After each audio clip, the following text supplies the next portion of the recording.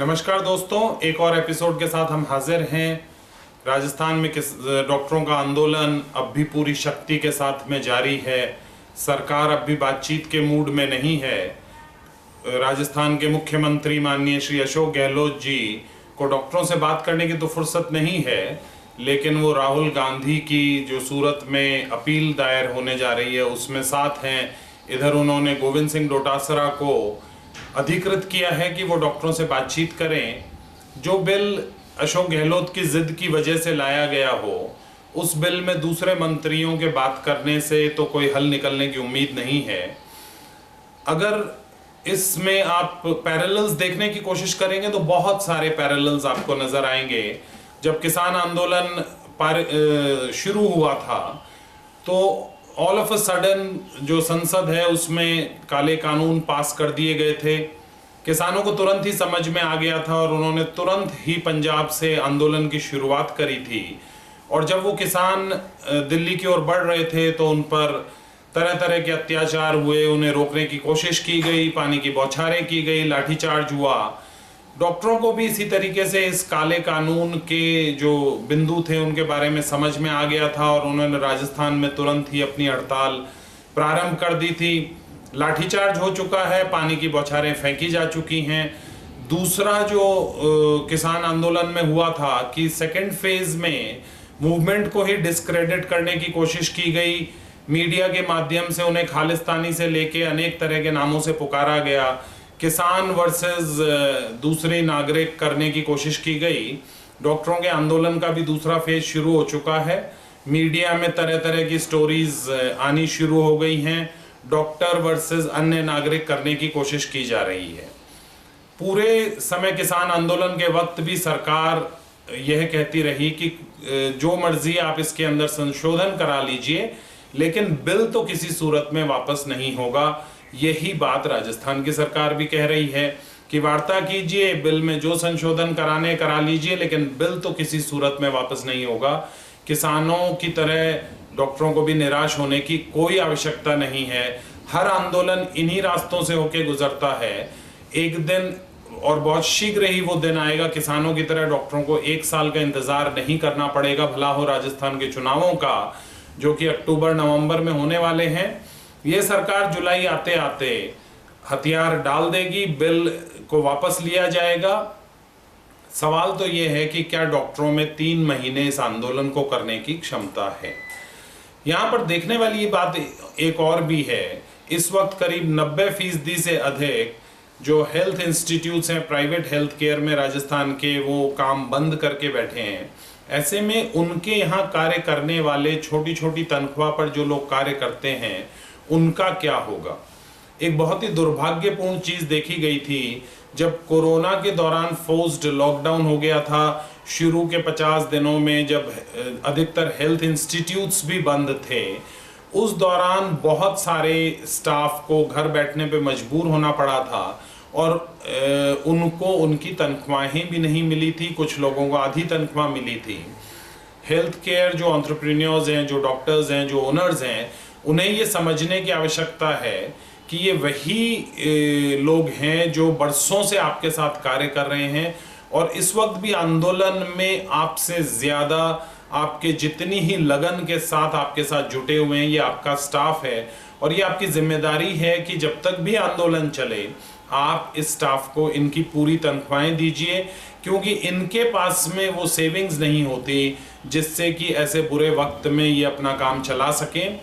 Doctors को ये भी समझने की ज़रूरत है। मैं कुछ डॉक्टर से बात कर रहा था और वो कैलकुलेट कर रहे थे कि हर रोज़ कितने का नुकसान हो रहा है। जब इस तरह के आंदोलन किए जाते हैं तो आप रोजाना का नुकसान नहीं जोड़ते। डॉक्टरी पेशा तो फिर भी एक ऐसा पेशा है जिसकी कोई मियाद नहीं है, कोई लिखा नहीं है कि आप 60 साल में रिटायर हो जाएंगे, आप उसको 70 तक खींच सकते हैं। जहां आपने 35 साल कार्य करना था, ये सोचिएगा कि 35 साल 3 महीने कार्य कर लिया, 35 साल 6 महीने कार्य कर लिया। और जब पूरा ही हेल्थ केयर बंद है तो नुकसान होने का कोई सवाल ही पैदा नहीं होता, क्योंकि हमारे देश की हेल्थ केयर 90% तो ऐसी है जिसे पोस्टपोन किया जा सके। आप देखते होंगे नवरात्रों में कोई मरीज नहीं आता, त्योहारों के मौसम में कोई मरीज नहीं आता। मैक्सिमम सर्जरीज प्लान्ड सर्जरीज होती हैं जिनको लोग टाल देते हैं। तो लोग अभी इंतजार करेंगे जब सारा हेल्थ केयर बंद है, और जिस डॉक्टर के पास जाना होता है वो उसी डॉक्टर से अपना इलाज करवाता है।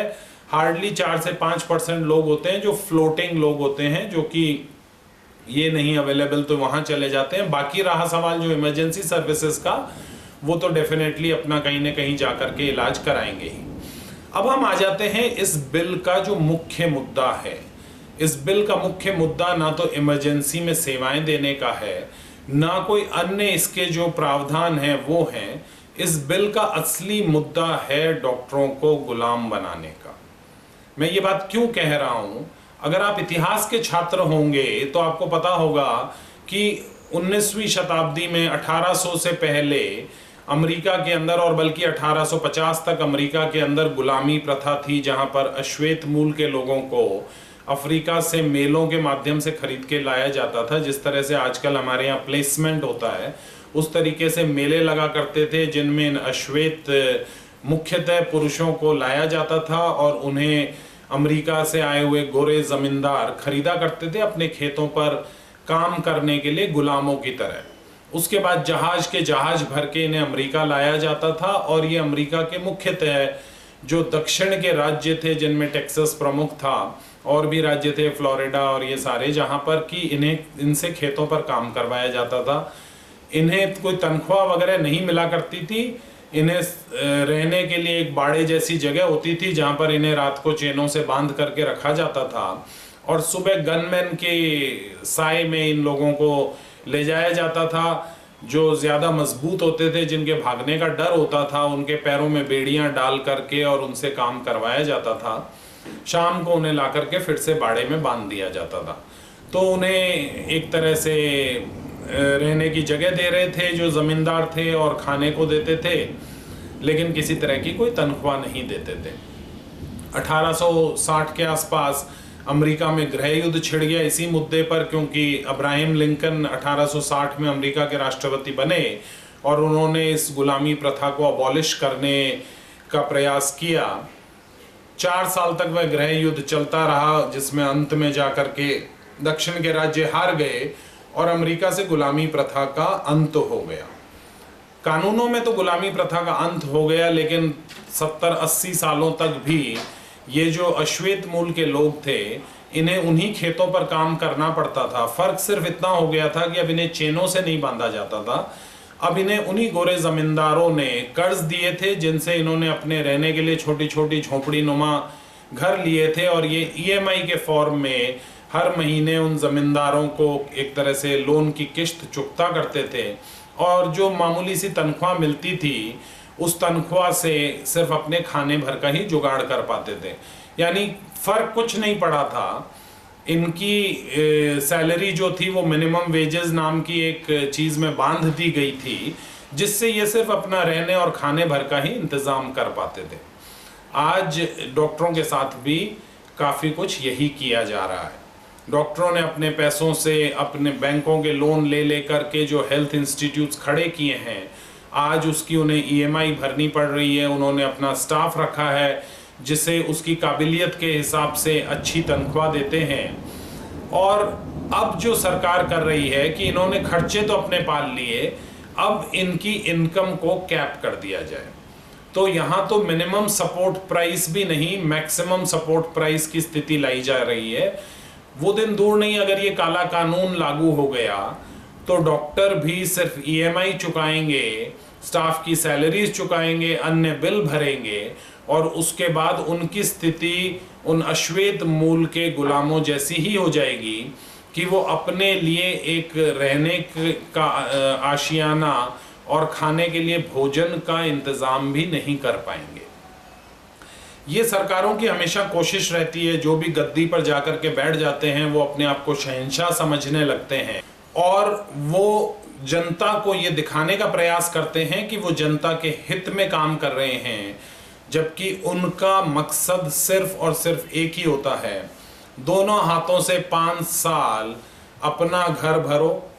पहले तो ये 5 साल में जो धन इकट्ठा करते थे उस धन को लुटा करके अगले चुनाव में जीतने का प्रयास करते थे। अब एक नई चीज इन्होंने शुरू कर दी है कि एक ग्रुप को भले ही टॉर्चर कर लो, एक ग्रुप के हितों को पूरी तरह से कुचल डालो और दूसरे ग्रुप को ये दिखाओ कि आप उनके हितों के लिए आपने कितना बड़ा काम कर दिया है। वरना जो सरकार 5 साल के लिए चुन के आती है वो अपने अधिकतर कार्य की घोषणा आखिरी साल में ही करती है। अब जब गहलोत सरकार के 6 महीने बच गए, उस दौरान उन्होंने इस बिल का ऐलान करके भोली भाली जनता को मूर्ख बनाने का प्रयास किया है कि आपके लिए पूर्ण स्वास्थ्य सिस्टम को हमने निशुल्क कर दिया है। मैं कोई आम आदमी पार्टी का ना तो समर्थक हूं, लेकिन अरविंद केजरीवाल ने भी एक मॉडल दिल्ली के अंदर स्थापित किया जिसमें उन्होंने प्राइमरी हेल्थ केयर को सुदृढ़ किया मोहल्ला क्लिनिक के माध्यम से, और उन्होंने जो प्राइवेट हेल्थ केयर है उसके साथ एक पार्टनरशिप करी for outsourcing of the secondary and tertiary health care. जो सुविधाएं सरकारी अस्पतालों में सेकेंडरी और टर्शरी हेल्थ केयर की सरकार नहीं दे पा रही है, उन्होंने एक CGHS की रेट पर उन अस्पतालों के साथ करार किया। और ये एक वॉलंटरी करार है, इसमें किसी पे कोई जबरदस्ती नहीं है कि जो कार्य सरकारी अस्पताल में होने में देरी हो रही है उस कार्य को दिल्ली के नागरिक प्राइवेट हॉस्पिटल में जाके करवा सकते हैं और उसका भुगतान सरकार कर देगी। ऐसी ही चीज राजस्थान में बड़े आराम से लाई जा सकती थी। 1700 पैकेजेस चिरंजीव योजना में है, उसमें हर तरह की इमरजेंसी को भी शामिल किया जा सकता था। और जो अस्पताल वॉलेंटरीली चिरंजीव योजना के तहत एम्पैनलमेंट में हैं, उन अस्पतालों को आप इमरजेंसी सर्विसेज की देखरेख का भी जिम्मा आराम से दे सकते थे, लेकिन उससे वोटों की आंधी आने की उम्मीद नहीं थी।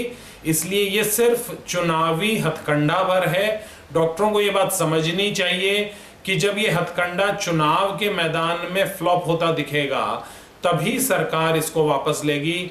डॉक्टरों को आंदोलन को अपनी पूरी शक्ति के साथ जारी रखना चाहिए। हर तीसरे चौथे दिन कार्यक्रम होना चाहिए। कार्यक्रम ना सिर्फ जयपुर में बल्कि राज्य के हर जिले में होना चाहिए।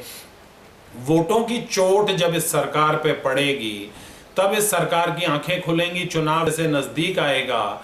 जनता का गुस्सा, जो स्वास्थ्य सेवाएं अभी उपलब्ध नहीं हो पा रही हैं, अभी तो जनता को एक सपना दिखाया जा रहा है जिसके तहत वो सोच रहे हैं कि शायद आने वाला भविष्य बड़ा स्वर्णिम होगा, लेकिन धीरे धीरे उन्हें भी इसकी सच्चाई मालूम पड़ने लगेगी कि ये तो जो हमारे हाथ में था वो भी हमारे हाथ से जाता जा रहा है। तब जनता भी इनकी इस चीज को समझेगी और तब ये आंदोलन अपने स्टेटेड गोल्स को अचीव कर पाएगा। डॉक्टरों को इस आंदोलन में पूरी शक्ति से जुटे रहने की जरूरत है। हम भी इस आंदोलन से जुड़ी चीजों को उठाते रहेंगे। अगर आप हमारी बातों से सहमत हैं तो सब्सक्राइब का बटन दबाइए और वीडियो को लाइक कीजिए और हमारा चैनल देखते रहिए। धन्यवाद दोस्तों, नमस्कार।